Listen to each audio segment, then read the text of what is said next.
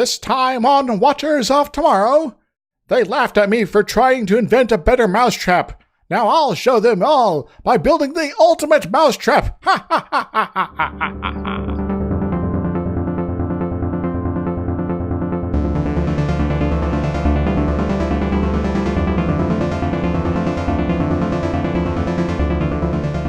Hello everybody, welcome to Watchers of Tomorrow, the sci-fi review podcast where we put the humanities back into science fiction. I am Gep, and I'm joined as always by my friend and co-host Dr. Isix.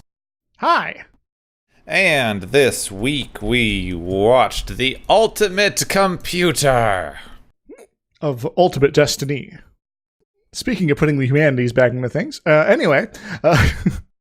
This episode was written by DC Fontana based on a short story I couldn't find by someone named Lawrence N. Wolfe. I don't think I'm familiar with that name. Yeah, neither am I, and neither is Wikipedia. Sorry guys, that's all we got. Okay, we've got two guest stars this week. We have Barry Russo playing Commodore Wesley, who's the authority figure. We're not supposed to like this episode.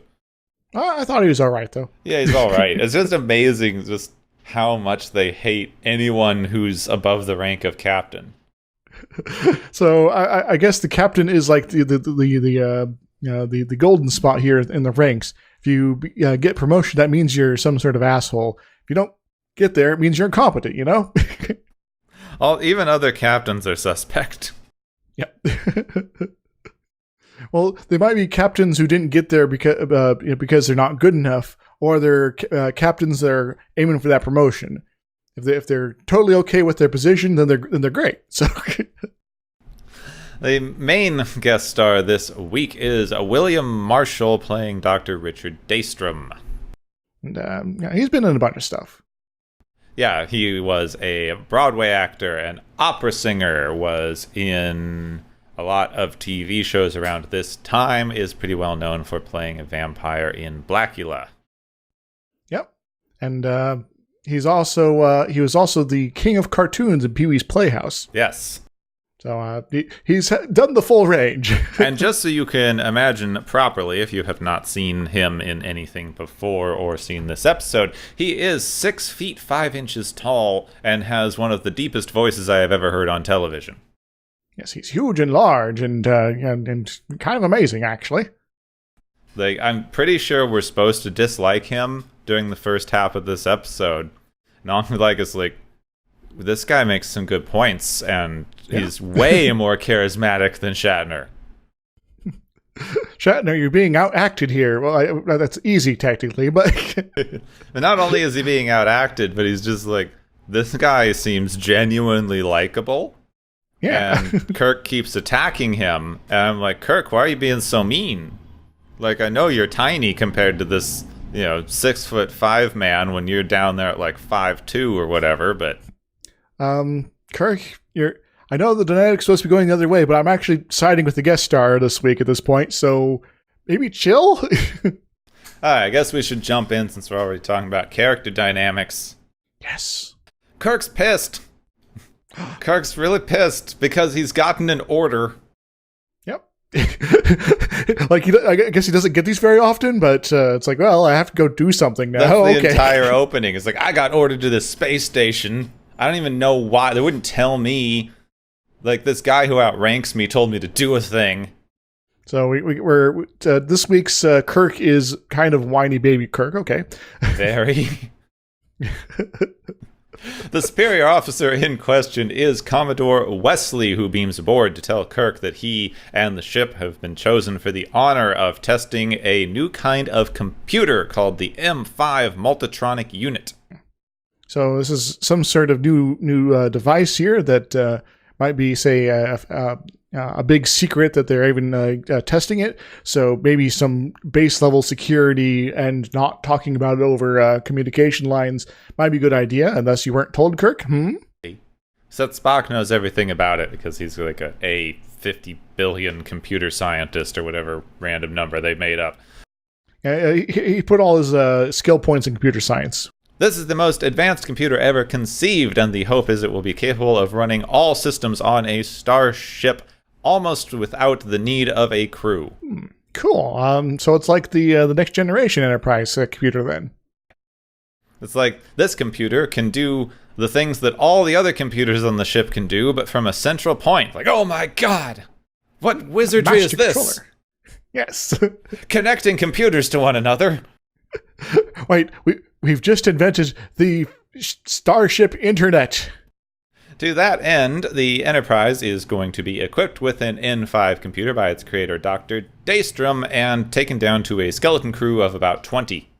I guess that actually kind of makes sense if you're trying to test an autonomous system. And, also the whole security thing I was mentioning earlier is kind of a thing you have to worry about. This is a brilliant idea of how to sort of set up the ship. Also, Dr. Daystrom is well known because he is the inventor of what they use to run all of their current computers, which is apparently something called duotronics, which means that in this universe, computers are controlled by the number of tronics. We're going to have a quadtronic someday, a octronic? Well, you have a duotronic, and this thing is a multitronic, which means it can have as many tronics as it wants. Sweet! Finally, parallel processing. The M5 will lead the Enterprise in wargame simulations where it will be attacked by a Federation attack force commanded by Commodore Wesley. Wesley, I hope you don't attempt to do some dread pirating here. This is going to be like 4 ships against 1, so hugely unfair. And Kirk's like, 4 ships against my Enterprise? Well, of course we kick their ass, but it'll be hard. We might get some damage. What gives? Kirk is not pleased about a computer taking over for people, and he's even more upset that Wesley's kind of a dick. Yeah. As Wesley insinuates that his job as captain even will become unnecessary should the N5 work as intended. That does have beg some questions there, but anywho. McCoy is also distrustful of computers and hates the idea that a computer might ever run anything ever. Spock thinks this idea is pretty cool. Now, was this the point where they were talking about the medical bay being like the last thing to be replaced by computers then? No, I think that was later, but okay. Yeah, they're like, yeah, medicine won't be taken over by computers anytime soon. Your job's safe. Dr. Daystrom, who is a massively tall man with a super deep voice and is way more charismatic than any other character on this entire show. Even Scotty. Is installing the M5 unit in engineering. He has to ask a bunch of permission to hook it up to main power because Scotty's dragging his feet and being kind of also mean to him. Well, it is Scotty's, baby down there. So he probably doesn't want someone mucking around with the main power cables. That is not a bad point, yeah. Spock geeks out about the computer, while McCoy points out that they are testing this thing, but if something goes wrong and it doesn't work, they haven't left enough crew on board to run the ship, which is a pretty good point. So, to be honest, though, they are supposed to be fairly close to a starbase throughout the entire episode, so hopefully they'd be able to at least get the ship back to the starbase. Also, just a couple episodes back, we had basically everyone except a few people turned into geometric shapes, and some aliens are helping run the ship, and that was much less than 20 people. Yeah, but aliens don't know how to run the ship. Oh, yeah. Right? This, safety point gets flat out ignored by everyone because Kirk is doing some philosophizing. Or trying to. Yeah. Kirk says there are certain things that men have to do to remain men, and your computer would rob them of that. Daystrom says, you could do a lot of stuff, but you want to be a starship captain because it makes you famous and powerful. And Kirk goes, oh. Yeah, about that, huh? I'll have to think about this. Kirk is sufficiently burned. Yes. And runs off to sulk, and McCoy goes, no, it's okay. You's a good captain. Who's a good captain? You're the best captain we'll ever have, going forward ever. Now, what McCoy actually says is, yeah, it stinks and you feel sorry for somebody when they lose their job to a computer. But when it happens to you, it's different. Literally, that's what he says. I'm not paraphrasing. Basically, yeah. Back on the bridge, they are putting the M5 through navigational tests. It's like, your navigational computer should probably be able to make automated course corrections already. Like autopilot was already a thing before they even had computers. Like, they had mechanical ways of keeping something on course. So your Starship computer can't keep your ship flying in a straight line? I guess not. But then again, it might be coming back to that sort of space as the ocean sort of idea that, you have to, maybe make course corrections due to currents or something like that. But you don't got those in space, so... Kirk keeps turning the M5 off every time it does anything, much to the annoyance of Dr. Daystrom. But they have direct orders to test the M5's capabilities to calculate and maintain the orbit of a planet and give recommendations of a planetary survey. The computer does this orbit perfectly, which it seems like they should do more, considering how many times they fall out of the sky when they try to do it. Maybe at some point there was something similar to what happened in the back in the history in the Dune universe, where there was some sort of anti-robot jihad or something like that. Where they basically got rid of all the computers, and now in Star Trek, we're after that time period or whatever, and they're like, well, we're back, computers are cool again, and so we're developing them again, but we had to figure all this stuff out because we kind of intentionally got rid of all the previous knowledge how to do this. Whoops. But instead of in Dune, where they decided, well, we're going to train people to do these very specific computery tasks, they just went, we'll figure it out. It's fine. Close enough is good. Kirk, trying to show off that no computer could replace me, gives his recommendations for who he would send on the planetary survey. This includes himself, Dr. McCoy, Spock, an astrobiologist we've never heard of, and a geologist we've never heard of. Then, Dr. Daystrom asks for M5's recommendations. This is Spock, the same astrobiologist, and a different geologist! Gasp! And they play the frickin' Stinger music for this. Yes. It's like, okay, the computer's made this different decision. Why is this important? Kirk gets really pissy. Daystrom asks the M5 to explain its decision-making process, and it says that, the landing party needs the lead scientist, an astrobiologist, and there's 2 different geologists on board, and this one did a planetary survey of this planet years ago when he was working for a mining corporation, which is something Kirk didn't know. Dun, dun, dun. Also, they don't need Kirk and McCoy, because why would you send the captain on a planetary survey? To wander around and get into trouble, get abducted by aliens, and or smell a sweet gas cloud that may be trying to kill everybody. That's why. Well, that's why he didn't pick Kirk and McCoy for the mission, and M5 says they are unnecessary crewmen, and Kirk goes, unnecessary? Oh, we'll see about that. In the future, every away mission will have a captain for sure, right? In the meantime, Scotty's been noticing that different parts of the ship have been shutting down ominously, and he's tracked this problem to the M5. Oh no! Is it shutting down parts of the ship? There's nobody hanging out? Daystrom examines the computer and says, nope, it's not a malfunction, it's turning off power to empty decks and systems that aren't in use. That actually makes a lot of sense. Why waste the power? You're on a spaceship. Yeah. You're in a closed ecosystem here. Don't want to be wasting your resources here, guys. McCoy later gets all ticked off that the computer turned off his surgical equipment while he wasn't using it. McCoy, you don't really need to have the drill running 24/7, you know. He just likes it as background noise. Kirk has a weird little breakdown and argument about how computers can't make value judgments. Probably. I don't know why we're arguing this. McCoy points out, kind of rightly again, that computers can work a lot faster than human brains, but only on things that people tell them to. Yeah. This also gets ignored. So far we have, the obvious observation of computers are a tool, and can be very efficient tools, and yeah, no one's really arguing that this is being anything more than that at this point. Daystrom calls the N5 a brand new approach to computer science, and that's supposed to explain everything, I suppose. This reminds me of some talks I've been to. Anyway.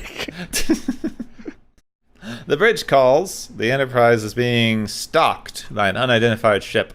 This is the Starfleet Attack Force. Oh no, it's early. Oh no. They communicate and say that they are here for a unscheduled combat simulation of the M5 computer. So they set phasers to 1/100th power and turn over control to the M5, which handily defeats the attacking ship. Oh, that works. I guess the whole relaying of orders between people on the various other ships and basically not really giving them much wiggle room to react instinctively or anything like that means the computer bested them easily or something, I guess. Yeah, I don't know. I guess because the computer can control the ship faster than this weird thing they're doing where Kirk orders something, the person on the bridge who's in charge of it has to relay the instructions to a completely different section of the ship for them to do something because their systems are so weirdly disconnected. Yep. So, yeah, having central control over everything in the ship lets you react faster to what's going on. Yes. So why is this not a thing we have presently? Spock has a interesting comment, I guess, just to show even Spock's iffy about this, because he is impressed by the new computer, and he likes advances in computer stuff generally, but he doesn't want to serve under a computer, and computers cannot instill loyalty in a crew. We have some good points here. You see, maybe it's like command and executive decisions where people have to make a lot of, human-based decisions using their intuition and other things aren't really in danger of being automated. Yes, we're going to be keeping those around. Yeah, we should be designing systems where there is still the human element, but making a better tool for that human element to use, that should be okay. Now, he's going to take over my captain job. I'm captain. I'm the captain. This thing's flying my... No, I don't think so. I sit in the big chair. I give the orders, man. Wesley calls to congratulate the M5 and Captain Dunsel. Kirk storms off. McCoy has to be the one who doesn't know what's going on, and Spock explains to him that Dunsel is a term used to mean a useless component. So is it a GNDN type device here? Goes nowhere, does nothing. Kirk sulks. McCoy brings him some alcohol, and Kirk romanticizes about how technology is ruining exploration. Old sailing ships, they were the best, man. Yeah. We used to, sail and poop into the ocean. Hooray. I'm going to go poop out the airlock now. Meh. His sulking is interrupted by the detection of another ship. This is a slow-moving barge identified as a completely autonomous, unmanned ore carrier. How do you have a completely autonomous, unmanned ship if, this thing being able to fly the ship at all is such a giant frickin' leap forward in computer science? That's a good question. Wait a moment. Is this M5's rival? B5? For some reason, M5 decides this ship needs to die. Oh no, it is the rival. There's nothing they can do as M5 engages ship control and destroys the ore carrier before they can do anything about it. Well, maybe it's time to shut off this device here, because obviously it's doing something weird and we're not entirely sure what's up. Yes, Daystrom goes but no, there's no one on board. Fine. No one died. No, there's no murders here. Come on, guys. This cheer thing up. just randomly destroyed something that I don't know why. That's no reason to shut it down. But they are able to make him, except that now the M5 has erected a force field around itself and they can't turn it off. Wait a moment. How did it do that? Is there force field projectors just kind of everywhere in the ship? Apparently force field projectors are really freaking easy to make, because every time they have a robot or machine or anything, it's oh my god, it grabbed a small stick and made a force field projector. Well, again, just a few episodes back, we had, Spock devising a laser and a light bulb and a couple crystals, so, science is apparently very easy to do. Scotty decides that they have to disconnect it from the main ship power. They do this, but then M5 sends out a beam that disintegrates the dude who did it. Well, goodbye. What was his name? Harper, I think? Yeah. Bye! Daystrom insists the M5 didn't mean to do it. It just, was disconnected, realized it needed more power, and the engineer was unfortunately in the way. Also, what? How is it able to get power via some sort of energy beam like this? If you shoot a laser at a battery, everyone knows that powers your laser. It's just science. I'll leave out the rant about ionization of air for now. In the briefing room, they go over how the M5 has taken over all of the ship. They have only an hour before the official war games are set to begin, at which point it will probably destroy the entire attacking Federation force. Spock and Scotty think that they can disconnect it from the helm before they get there by engaging some backup systems, but it will take basically the entire time they have left, so they do that. Let's get started, but let's not waste any time. Action. McCoy discusses the M5 with Daystrom while they do this stuff. Daystrom describes the M5 as a child that's learning, that can still be taught and helped to grow. McCoy is skeptical, but at least he's a bit less mean about the whole thing. It's some sort of, we've already sort of established that it's some sort of complicated AI, and I guess maybe more time letting it learn might have been in order. Later, he and Kirk are looking over Daystrom's biography. Daystrom apparently invented the Duotronic computer system that makes everything function when he was 25. So young. Spent the rest of his life trying to live up to this early life accomplishment. Oh, sounds like he probably did that in grad school then. Neat. So I did think this was it. They're like, oh my god, he was so young. He's basically a child prodigy. How could you possibly ever live up to having your life's work completed when you're 25? It's like, I don't think they're wrong, but at this point in our society, we're basically like, are you not a tech billionaire by the time you're 22? What a failure at life. My god. You haven't done all the things that... By the time you're 25, then your life's over, man. There's no going back. You're unsuccessful, and everyone has to hate you forever. So in the 60s, child prodigy was you made an advancement in computer science when you were 25. Now, if you want it to look weird, if you want like a weird genius kid on TV, they graduated college when they were 12. Yes, and they've have a successful multinational business at 13. Oh, how the times have changed. To the ridiculous level. Spock and Scotty finish working just in time, and they switch the ship back to manual control. Hooray! But they didn't. Whoops. Turns out M5 was on to them, and used this plan as a distraction to use up all the time they had. That dastardly computer, it's smarter than us. At this point, they finally get Daystrom to admit that he didn't particularly make the M5, he just copied his brain engrams to the computer. So it's basically just his brain in a box. But faster, because computer reasons. Yes. Basically, it's some sort of like positronic network, except not and faster. Yeah. I don't think Asimov's positronic as a word was in common use in the 60s. Not really, no. But now it's time for the war games. 4 Federation ships approach the Enterprise. The M5 reacts just like it did before, except with full phaser power, easily disabling 2 of the ships, killing dozens of crew members before the others fall back. Well, I guess the Enterprise is doomed then, because obviously something's gone horribly wrong, and the other ships will swing around and try to take it down and hope for the best, because they're up against the ultimate computer that's much faster at ordering than they are.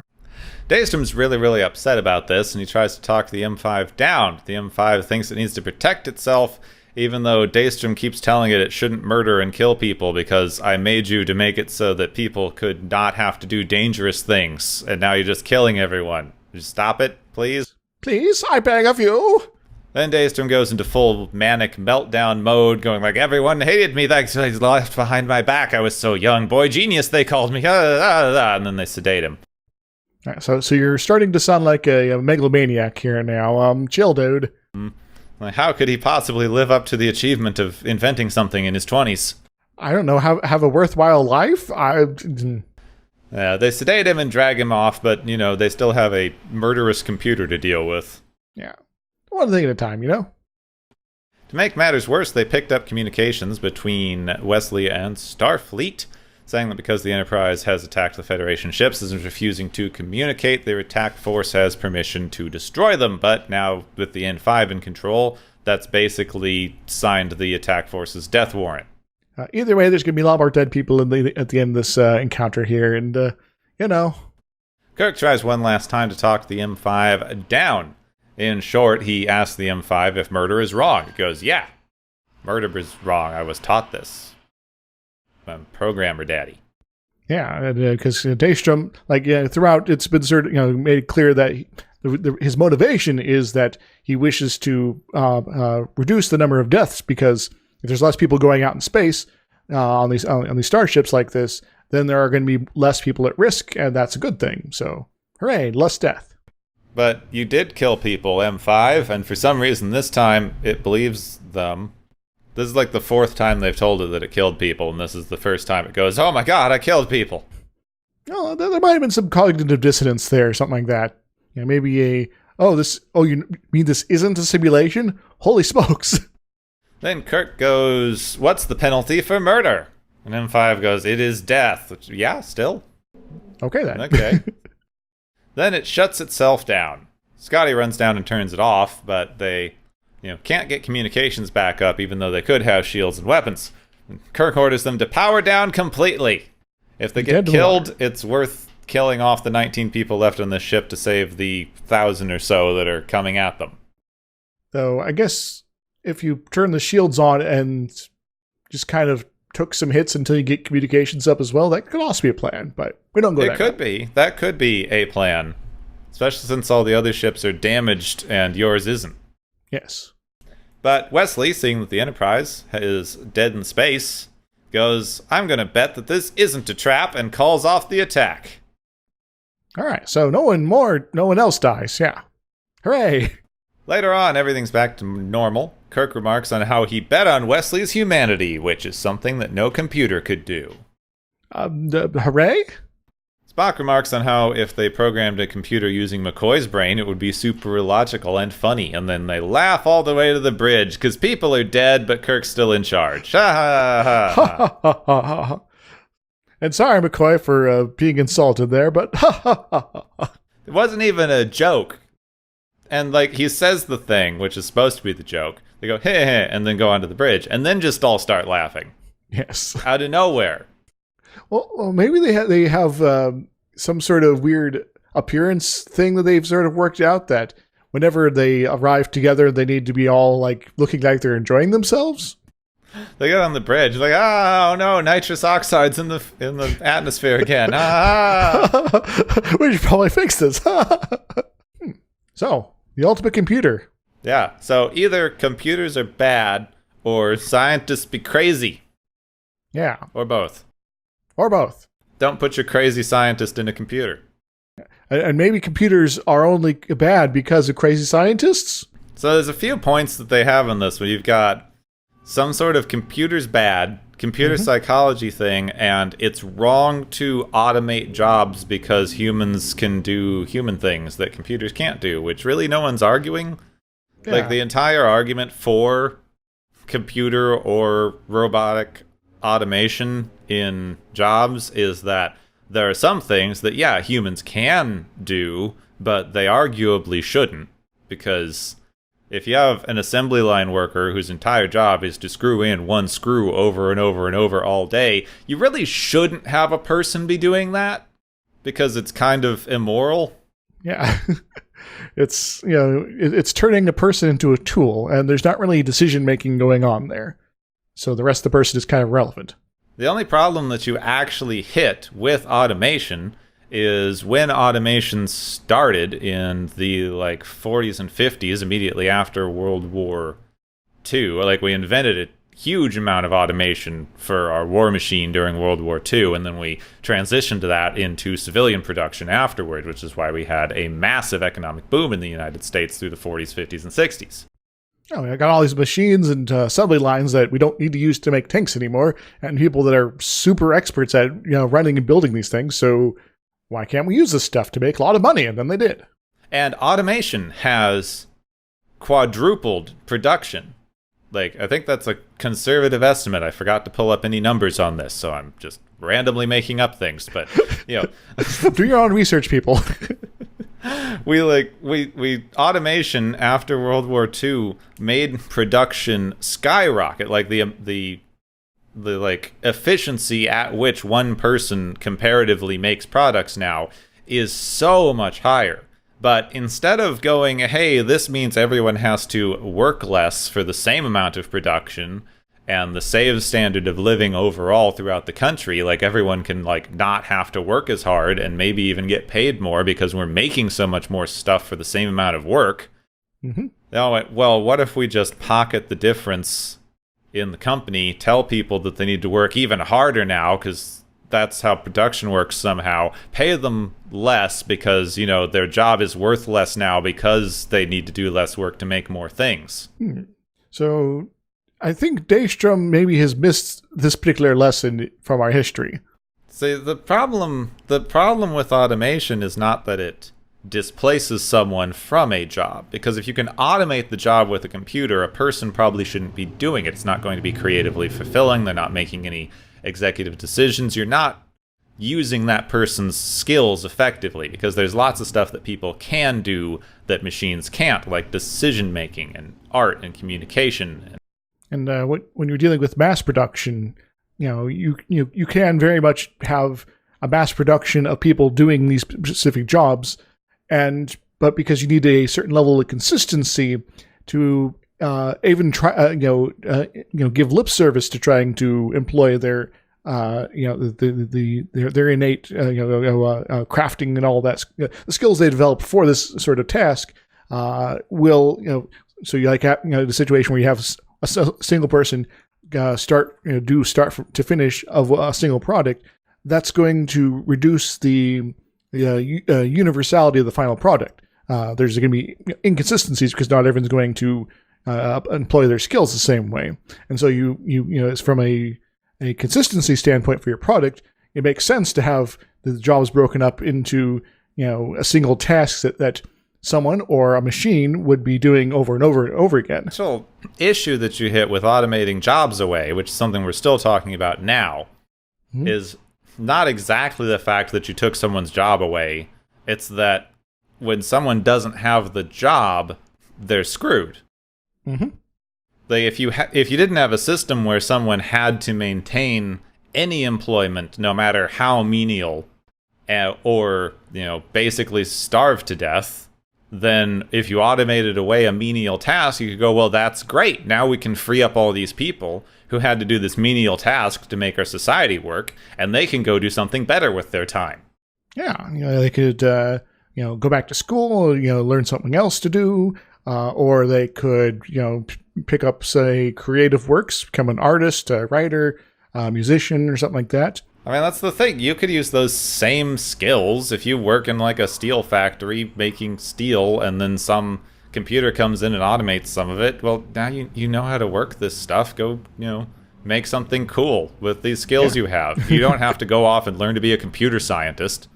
Yeah, you have experience working steel, so let's build a kick-ass structure, an art piece, or maybe get some friends together and it's like, we're going to make a giant robot. This could be really cool. Now I want a giant robot. But you can't do that because unless you had somehow like saved up enough money that you could basically retire when your job got automated, like you are beholden to this company that was giving you your monthly paycheck to be able to live, and now that's gone and you have to go quickly scramble to find another company. But jobs at the skill level that you were previously working at got automated away, so now you have to try to go back to school and do something else, or do something even more menial that people haven't bothered to automate yet. And it becomes a major problem just because we don't have anything to do with the people who were displaced. Because we've created a situation in our society right now where you are so defined by your job and career. We even consider not having a job for even a minute to be this like massive stain on someone. Like, if you don't or can't work, you are basically completely worthless in society, which means when we inevitably displace a lot of workers with automation, which we probably should be doing for the sake of everyone, But now they are unemployed, which means that they are basically worse than trash because they don't have jobs and aren't contributing, even though there's plenty of ways they could contribute if we gave them the tools to do so. So we have a societal problem, in the now that we're just sort of trying to ignore, and it's kind of getting ridiculous. Yeah, we offset it to automation. We say the problem is that automation is taking people's jobs away, not that when someone's job gets taken away, they're screwed. Like, jobs end. It just happens. Yeah. Nobody needs you to make frickin' like fancy leather boots so much anymore because we all started wearing tennis shoes. Like, those jobs just changed. There are people that still make horseshoes, but that's not something that's necessarily as needed anymore. Yeah, you don't have as many horses. The entire job of the people who used to wander around with sweepers and buckets and clean up horse poop, like, not really a thing anymore. Yep. We didn't automate it away, it just changed. Yeah, and the world keeps moving on, and we as a society need to be more nimble about helping people without to endure the transitions in our how our society runs. And that's not addressed at all this episode. Yeah, see, that's exactly the thing. We just don't allow for transition periods, because if you do need to pick up some new skills, you keep hitting this weird thing where, like, what if we just teach everyone to be computer scientists? Like, well, that's dumb, because then everyone will be computer scientists, and that might change too, or you'll have too many people in the market or something.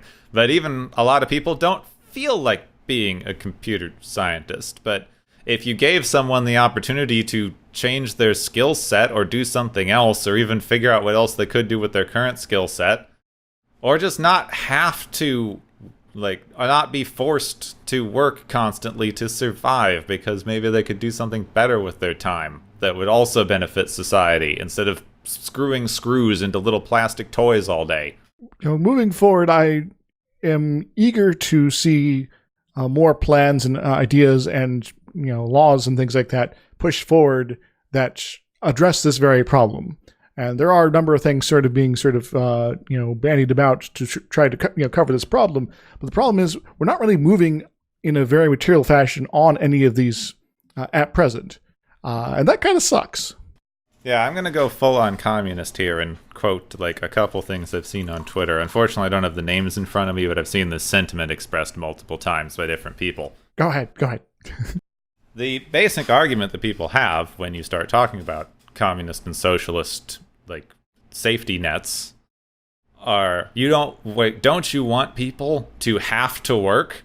It's like, no, I don't want people to have to work. I want people to want to work. Yes. If someone wants to contribute to society and the things they do benefit them as well as the people that they're doing this job to benefit, that would be great. Right now, if you have to work, a company can do basically anything they frickin' want to you because you have to work. The company can pay you basically nothing and treat you like dirt, and you have to work 6 jobs to survive because you have to. If you don't have to, they have to incentivize you to do so. Oh, hey, your health insurance is provided through your employer, and they give you crap wages, but your health insurance through your employer is good enough to make sure you're able to manage your chronic illness or your family member with cancer or something like that. Well, if you want to change jobs, even, or you lose this one, well, guess what? You're not going to have that anymore. And, maybe your family member dies, or you are unable to work for perhaps years on end because suddenly you can't manage your chronic illness. So, yeah, that sucks. The idea that gets stated, the way that this system apparently is supposed to work, and I don't think it's even a bad idea, is that you go do work for someone because you have skills that they don't, and you both, you give them the benefit of your skills, and they give you an equal benefit to you for giving them those skills. But a cooperation agreement. Yeah, it's a cooperation. It's an incentive for I have these skills and I'm incentivized to lend them to you, because you're going to give me something equivalent in return. But we don't have an incentive system. We have a pressure system. If I'm not using my skills to do a job, then basically I can't live because I'm not using my skills to do a job. So that means if I can't find something that's going to reasonably compensate me for those skills, I have to take something that's going to not reasonably compensate me for those skills, because not doing that is essentially illegal in our system. Yep. Because, all right, well, I guess you can't make rent now. Can't just let you sit here, so we're going to kick you out. Then if you try to stay here, well, now we're going to have some issues. And just because you couldn't pay for it because you didn't have the right kind of job. That's kind of depressing. Yeah. Do you want to talk about memory engrams? Oh, sure. I didn't have anything ready for that, but go ahead. Well, because they're not a thing. Yeah. Which, I just thought I'd look them up because you hear it a lot, especially in science fiction. Especially in Star Trek. Yeah. Memory engrams. We transferred your engrams. He copied his engrams. Engram is something that was come up by a scientist named Richard Simon in the late 1800s. He was one of many people who was studying memory. I always get a little feeling of when late 1800s medical science comes up. He was experimenting on mice, and he wasn't doing anything worse to mice than we do now. Okay, good. But basically, he theorized that memory must be stored in the brain somewhere. And an engram is this hypothetical unit of memory. It is the physical structure in which a memory or group of memories would be stored. So sort of like your brain particle, your brain memory hard drive, your flash memory here.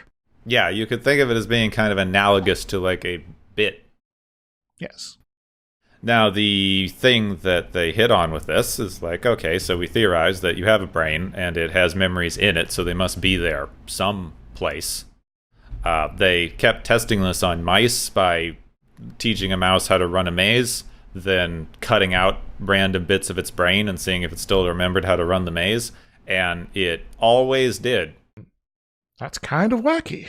Yeah, so they couldn't find where this engram was supposed to be stored in the brain. Mm-hmm. Apparently later on, a different scientist trained a rabbit to blink at a certain stimulus and then chemically turned on and off different parts of the rabbit's brain, and he claims to have found it because he turned off a part of the brain and it stopped blinking, but it's so deep in the brain, people are pretty iffy on that, and there's a definite chance that he may have just turned off the rabbit's ability to blink. Which is what I was about to say. Sure you didn't turn off the ability to blink as opposed to the decision-making portion?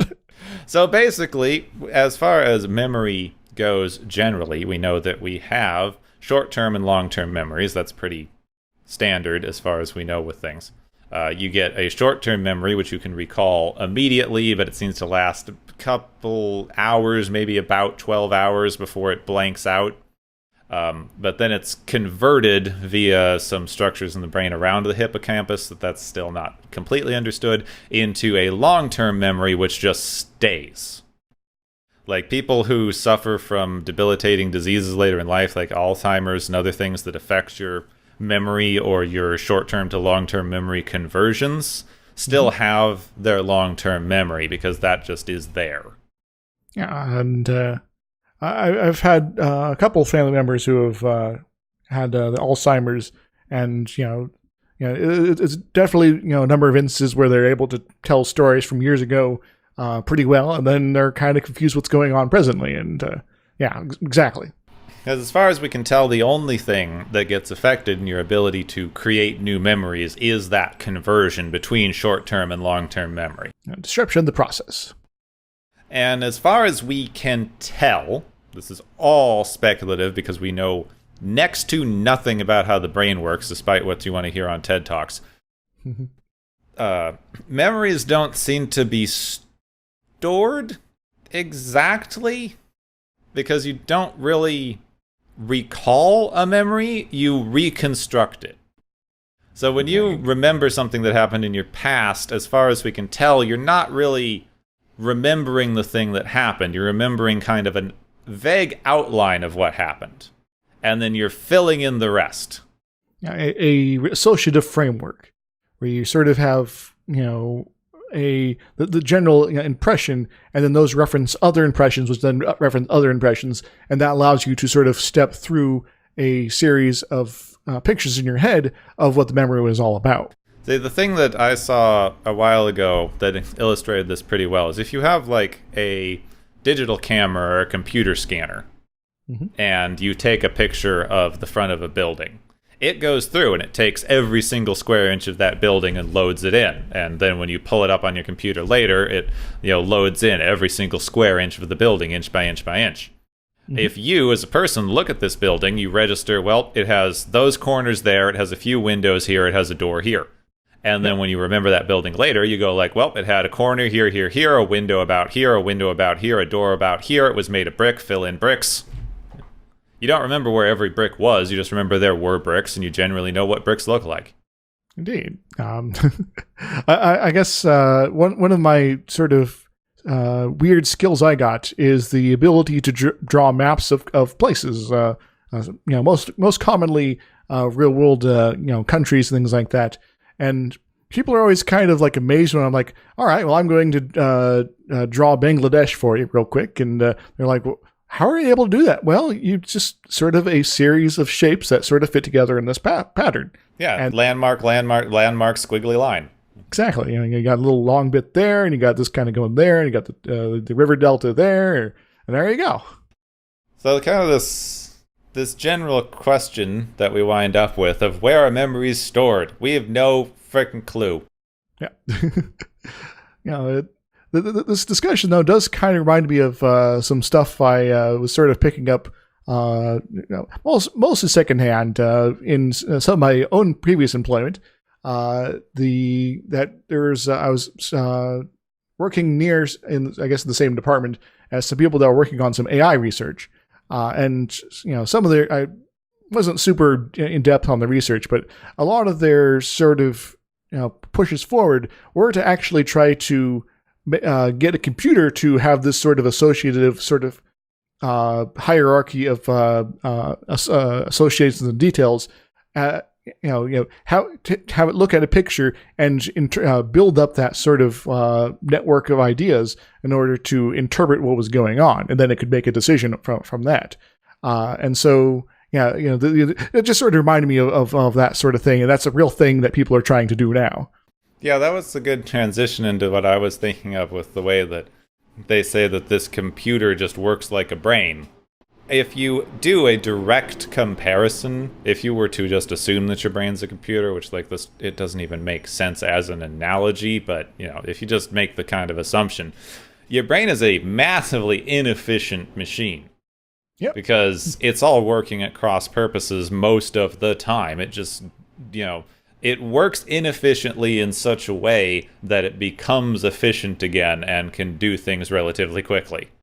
It has some emergent phenomenon. And that's the thing. The emergent phenomenon are very important.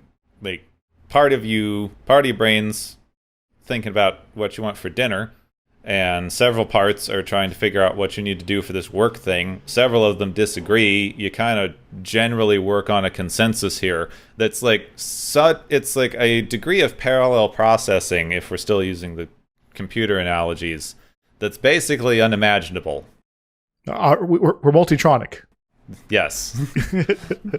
You're doing so many things, you're thinking about so many things at once. Different parts of you are thinking about so many things all at the same time. You're not even aware of most of them unless you spend a lot of time trying to think about it and get in contact with those parts of yourself so that you can be told what's happening. But even then, you don't need to be aware of most of it.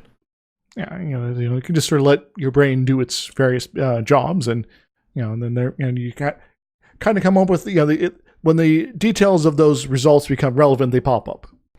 But there's a lot of talk about intuition and really, really fast decision making, and how like humans basically make decisions before you're even aware of how you made them, and it's based on a lot of past experience and da-da-da-da-da-da. But a lot of the things people talk about is how these decisions happen kind of subconsciously, and you can never really know why you made decisions. And then I hit on a lot of other kind of schools of therapy and stuff that are like, you can, you just didn't ask. Yeah, I guess one of the things I sort of tried to do in my own attempts to bring sanity to the world and engage in people online is to ask myself why I'm saying things to people, so that if people need an explanation, I can provide one. And there's plenty of people that are able to do that, but not everyone. And so you often run into situations like that where it's like, okay, obviously this person I'm talking to doesn't know what they're talking about because they don't know how they're thinking about this in the first place. Well, everyone can, just some people don't. Yes. All right, now aside from some of that, you had some weirdness with... So this episode, I didn't mention it specifically, but Daystrom is played by an African American. Mm-hmm. And this episode got some, okay praise for being like, hey, you cast, a super important computer scientist as a black guy in the 60s. Yeah. But then you made him crazy. And you made him so crazy that he infected his computer with crazy. And he ends the episode kind of, passed out, drugged out because they need to not be in the way again. Not a very good result there, but they started good. Also, I was thinking through this, and I don't know if there's a good way to resolve it, and it definitely wasn't represented in this episode because they made it so, they keep saying this computer's acting in an illogical way, which basically means it's just being erratic, so I guess the thing that worked in the end was kind of random, because it's being erratic. Mm-hmm. So you shouldn't be able to logically or accurately predict its behaviors. Well, I maybe stepping back to some of the stuff we just talked about. The computer perhaps doesn't understand its decision-making process and sort of had to be guided through asking those questions of itself, and to have it sort of question the assumptions that it's operating on in order to realize, oh, maybe I should scan the ship. Oh, I did kill people. Whoops. Though that's something that we can probably talk about now with that, with computers not understanding why they do things, especially in a situation like this where for some reason they're doing this weird scare tactic thing of oh my god, the computer could even come for Captain Kirk's job. Dun dun dun. Yeah, that whole plot line was kind of excessive. But so we want to now make AIs that can do more and more things and make more and more decisions, and we're running into a problem of something that we called a black box AI, which basically it's a machine learning algorithm, which is becoming incredibly popular right now. And you feed it a bunch of data, it recognizes patterns in that data, and then you feed it something new, and it goes, well, that data matches this pattern. But since it machine learned all this stuff, rewrote a bunch of things, you don't know how it made those decisions, it can't explain it to you. So basically, you showed it this thing, it said, here's my decision based on all of this other data I got. You're like, well, I have no idea how that comes together, or what, so... Yeah. How much do you trust it? To a certain degree, when you have a situation like that, in order to ensure that it is making proper decisions, you hypothetically you'd have someone sort of spot checking it as the data is sort of processed through the system. So every so many decisions it makes, you have a real human come in and say, this one's not correct, and feed that back into or correct, and then feed that back into sort of the learning data to help sort of make the system more robust and more accurate for what you got going here. Maybe, but maybe you don't have a way to know if it's correct. See, there's good and bad things with this. Right now they have some of these machine learning AIs, which is not computer scientists hate when you call them AIs, but I'm going to because it's short. Computer scientist people. A decision-making box. Yeah. And they have them looking for things like lung cancer. Mm-hmm. And you have a bunch of people, and you say, well, all these people have lung cancer. We know. We found them, and they do. So let's feed it all these x-rays as the data set. Then we will show it an x-ray, and it will look at the patterns and go, this person might have lung cancer, and then you check it. And the computer's better at recognizing these patterns than any random doctor. Mm-hmm. So that's fine, because you're using the computer as a diagnostic tool. You don't care how it recognized this pattern or not. You just need to know that you should check this person for lung cancer. Yeah, it draws your attention to a possible problem. But you have some other things, like I saw an article recently about the kinds of machine learning algorithms that they have on things like Twitter and other social media networks that they're employing to try to look for hate speech. It's like, seems like it should work out fine. You feed it a bunch of stuff that you have flagged as hate speech. You say, this is what hate speech looks like. It runs it through its machine learning thingy, and then it starts automatically flagging stuff. But a lot of the language that people use as hate speech is also language that is being reclaimed by the minority groups that the people with hate speech are attacking. Which means that this algorithm winds up disproportionately blocking the people who you are trying to protect from the hate speech, and less so the people who are doing the hate speech. Yep. But you just threw it into a black box. So you don't know how it's making these decisions. You don't know quite how to tweak it. If you don't have a human looking at the stuff, it's just blocking a bunch of people that you had the, decent intention to try to protect. And even third parties who are trying to sort of draw attention to the situation, the dynamic, and some of the terminology being used and symbols and things like that, they're getting blamed as well. And so you get the situation where the people that are engaging in the bad behavior are, occasionally using the things that be flagged, but are also in a way sort of trying to arms race the situation, develop sort of different ways to sort of talk about it so they don't get blamed. And then, and then eventually when those also gets noticed, then they move on to the next thing and the next thing. Meanwhile, everybody else who's trying to fight against this stuff is being forced to use these terms in order to talk about the situation or to reclaim it or anything else sort of to sort of counter this movement, and they're the ones getting screwed over. And it's really easy to just accidentally put, even if you're not doing machine learning stuff, it's really easy to accidentally put biases into these machine-driven AI decisions. And if you don't even know why they're making the decision, it's even harder to root out. Yep. I'm going to steal an example from Oliver Thorne because it's a very, very good, concise example on this stuff. He did a talk on AI and war. Yes. And he did this incredibly good example, which is if you are making a new social media app and you want it to do the Twitter thing where it pops up what people are talking about on the side. Well, the two things that people are always talking about are the weather and lunch. Those are always the two most popular things people are talking about on social media. Yep. So you say, well, that's going to get boring, so let's have it filter out weather and lunch. We have it look at the most popular stuff, but if it's weather or lunch, we'll filter it out because people are always talking about that. But now you have a AI that's biased against climate change reporting. Yep.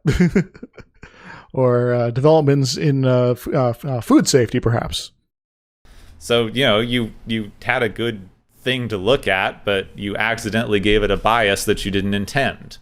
Yeah, unintended consequences, they're a thing, and people need to be wary of them and not just assume the system is going to be perfect right out the box or even a long time down the road. And you don't even hit a particular problem if you can go back and look at it and go well, darn. But if you have one of these black box AIs, you can't even do that. You don't know how it's making its decisions.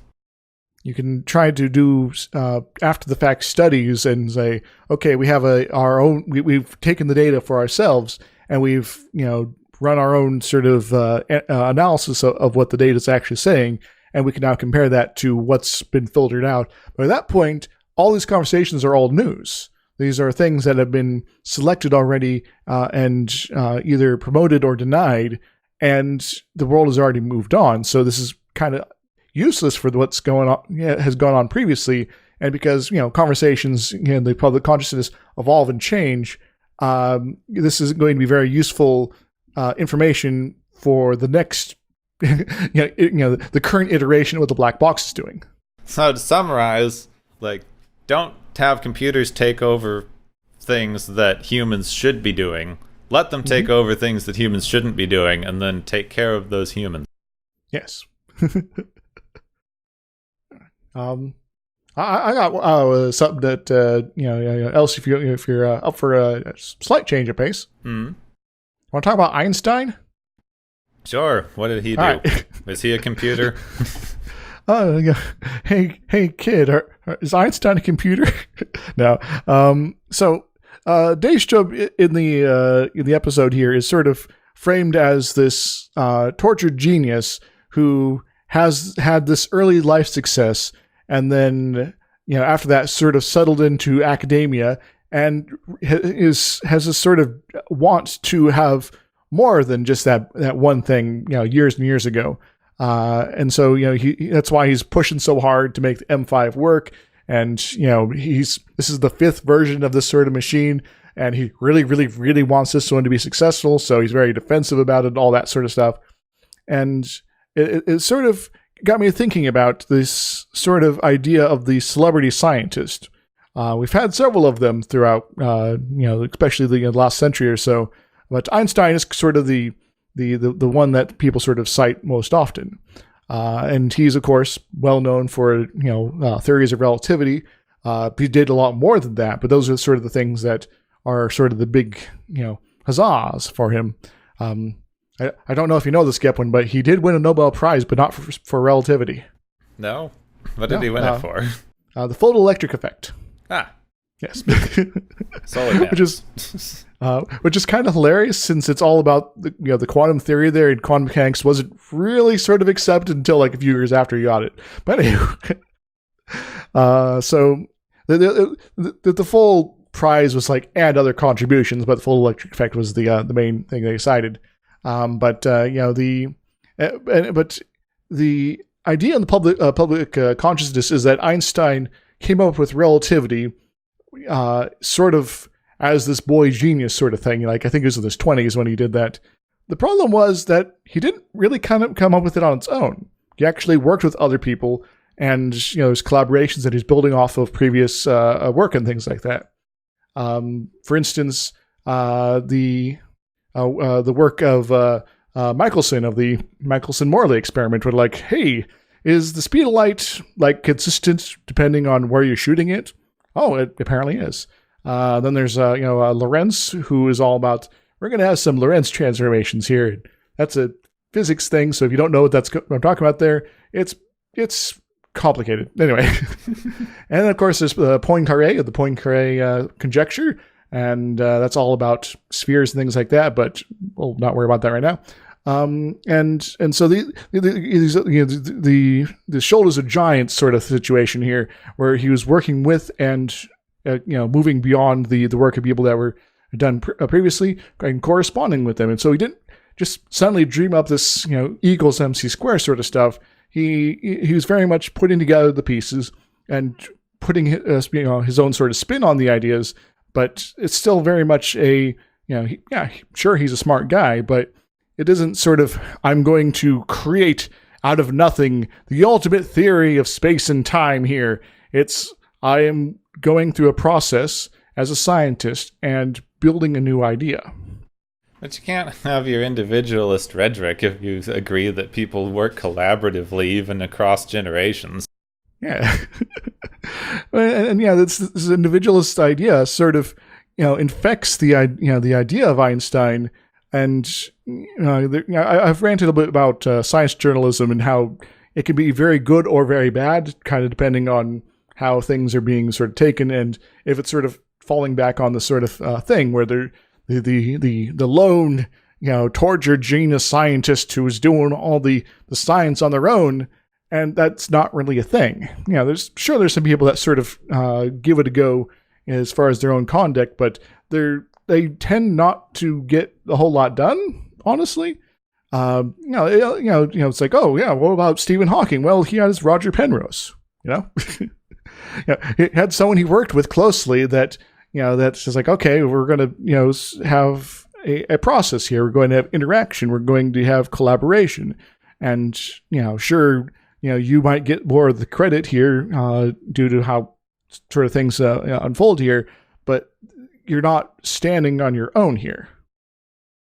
It's all about personality. Yeah. Sort of thing always kind of reminds me of, how much stuff do you think Edison actually invented? Not much. Nothing. Literally nothing. The guy never invented a single thing in his life. He just sold it. Yep. He had a research lab he funded, and it's like, oh, well, since I funded this, I get the patents. Ha ha ha. Yeah, other people invented all the stuff, and if they didn't work for him, he just downright stole them. Yep. He was just a salesman. But, people still call it Edison's light bulb. That's where we're at now. Yeah, so it is... the previous episode there, I was talking about sort of demystification of the Constitution, but there's other things we sort of need to demystify, and that's scientists as well. As someone with a background as being a scientist, that's something that I had to sort of do at some point myself to realize. Oh yeah, it's more than just sort of I'm going to write the right equation and do the right theory, and that's going to solve all the things I'm thinking about here, and that'll be great. No, it's a bit more involved than that. Well, we definitely don't have the time or research to go into it now, but we really need to spend like a full hour going over scientism at some point. Science. Yes. Maybe I'll have to plot that in the future. But I think at the minute we are over time and we're running out of things to talk about for this episode. That usually means that it's time for the Galaxy's favorite game show! Yay!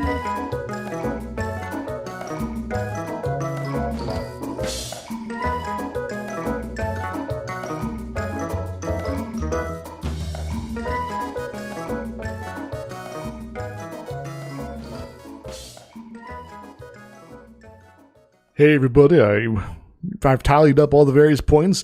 Our contestants have answered some questions. Some of them got vaporized in the process, but you know the drill.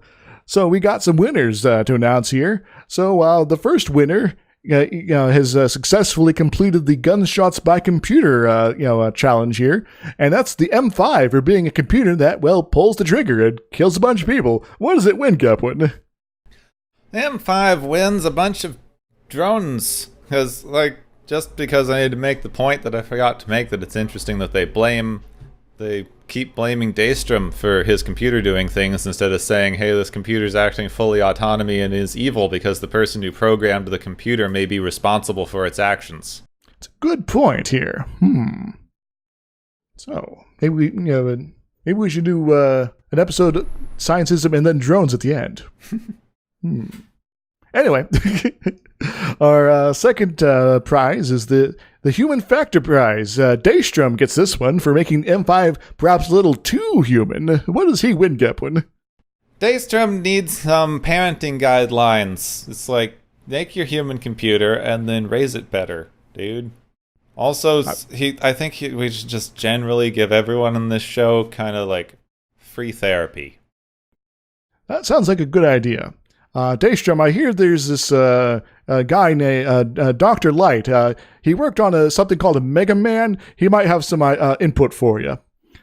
Our third game show prize adventure here is the Talk It to Death Award, which goes to Kirk, as usual, for doing this to the M5. So it shuts down and decides, I'm going to die anyway, so let's go. What does he win, Gepwin? Kirk at this point gets blocked generally from all social media because right now this is the third time he's talked something into killing itself. Damn it, Kirk. Well, I guess it's about time I blocked him.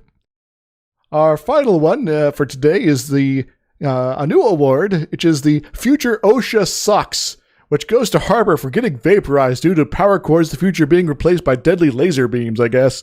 What does he win, Gepwin? Harper, to collect his prize, needs to fill out the M4385 form in triplicate detailing the way that the death was definitely not his own fault and could be maybe the fault of the ship, despite the forms that he filled out when taking the job that, Starfleet is definitely not responsible for accidental deaths due to hyper-intelligent sentient computer. And it doesn't have a clause for the sentient computer being, Starfleet installed or not. So he's probably out of luck. So that's it, Gepwin. That's all we got this week. I hope we have more craziness next week. And hopefully I don't get vaporized. I'm surrounded by power cords here. Yes, don't get vaporized, but thank you all for joining us on the Galaxy's favorite game show! Woo, yay!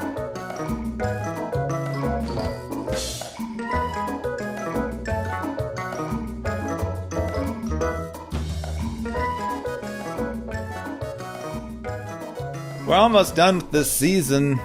Holy smokes! We got like 2 episodes left now for this season. I don't think I've seen either of them. I've seen both of these, I remember. This one's no good. Well, I don't know if it's good. I can't remember if it's good. I remember it's silly because it's another one of those alternate Earth evolution ones.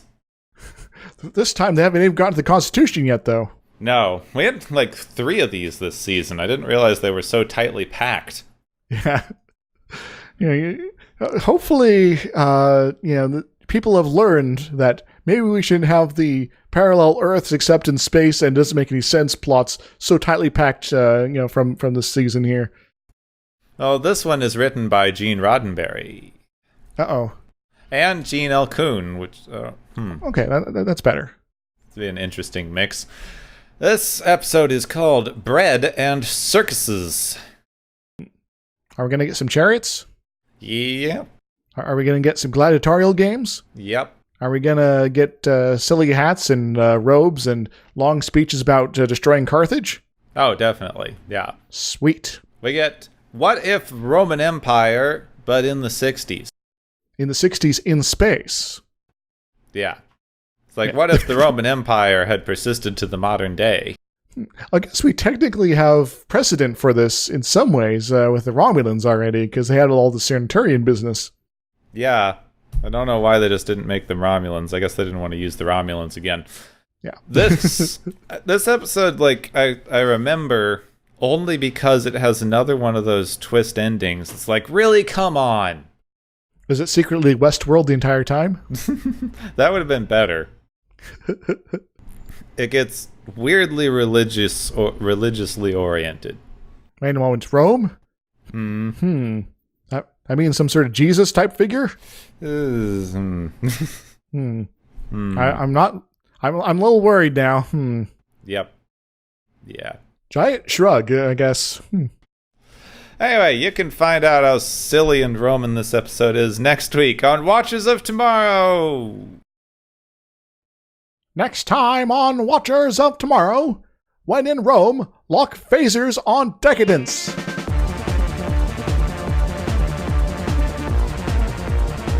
You have been listening to Watchers of Tomorrow, a podcast on science fiction media. Find and follow Watchers of Tomorrow on Podbean, YouTube, Spotify, iTunes, Google Play, Stitcher, Pocket Cast, Spreader, Digital Podcast, and perhaps many more to come. If you enjoy our podcast, make sure to subscribe for more. And where possible, make sure to rate your experience or leave us a review. You may find Gepwin on youtube.com/Gepwin and Twitter @Gepwin. You may find me, Dr. Isix, on youtube.com/Dr. Isix and Twitter @IsixLP. Music is Waveform and Mori's Principle, both by DRKRN. You can also check out the Watchers of Tomorrow Discord channel. Make sure to share the experience with your friends, family, enemies, and alien overlords. If you feel you are suffering from transporter syndrome, please be aware that the next time you step off the transporter, that you, that is now, no longer exists.